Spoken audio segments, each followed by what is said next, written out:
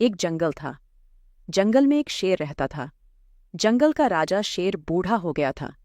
वह अब तेज नहीं दौड़ सकता था, इसलिए वह शिकार नहीं कर पा रहा था।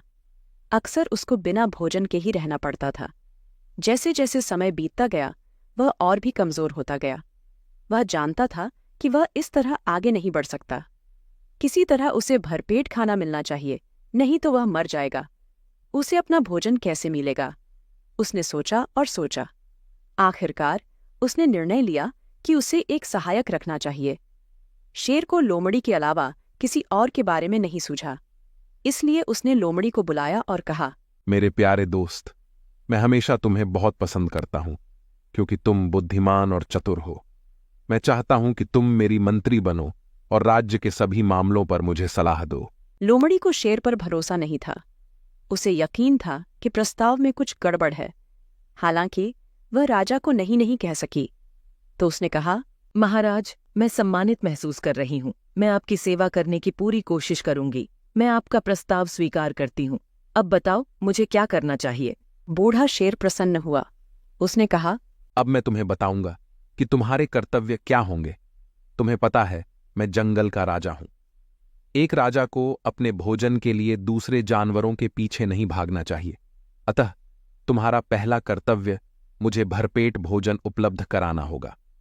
तुम्हें मेरे लिए प्रतिदिन एक जानवर लाना होगा।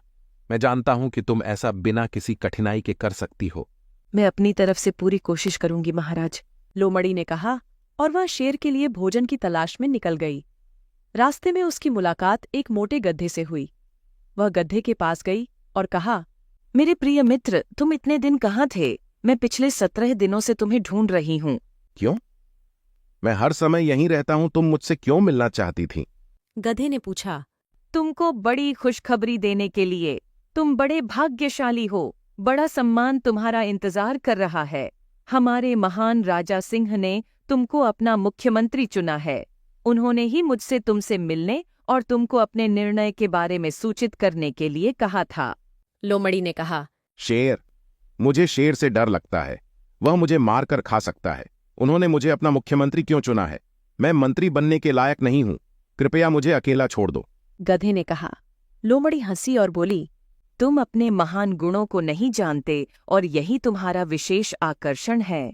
हमारे राजा ने तुम्हारे बारे में बहुत कुछ सुना है। वह तुमसे मिलने के लिए बेताब है। वह तुम्हें बहुत पसंद करते हैं क्योंकि तुम बुद्धिमान और मेहनती हो। बेचारे गधे ने सोचा कि शायद लोमड़ी ने जो कहा वह सच है। उसे लगा कि अब वह लोमड़ी पर भरोसा कर सकता है और उसके साथ शेर के पास जा सकता है। ठीक है, अगर तुम चाहो तो मैं तुम्हारे साथ शेर के पास चलूंगा। गधे ने कहा, तुम सचमुच बुद्धिमान हो। तुम्हें जीवन का सबसे बड़ा मौका नहीं खोना चाहिए। अब आइए हम चलें और अपने महान राजा से मिलें। महामहिम ने मुझे कई बार तुम्हारे बारे में अच्छी बातें बताई हैं। वह तुमसे मिलकर कितने खुश होंगे। लोमड़ी ने कहा।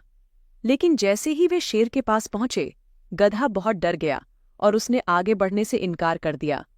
लोमड़ी ने फिर शेर से कहा, महाराज, मुख्यमंत्री बहुत शर्मीले लग रहे हैं और आपके पास आने से झिझक रहे हैं। मुझे ऐसी विनम्रता पसंद है। मैं स्वयं उसके पास जाऊंगा। शेर ने कहा, और शेर लंगड़ाता हुआ गधे की ओर चला गया। शेर को देखकर गधा इतना भयभीत हो गया कि वह अपनी जान बचाने के लिए भाग खड़ा हुआ। इस तरह शेर का भोजन बर्बाद हो गया।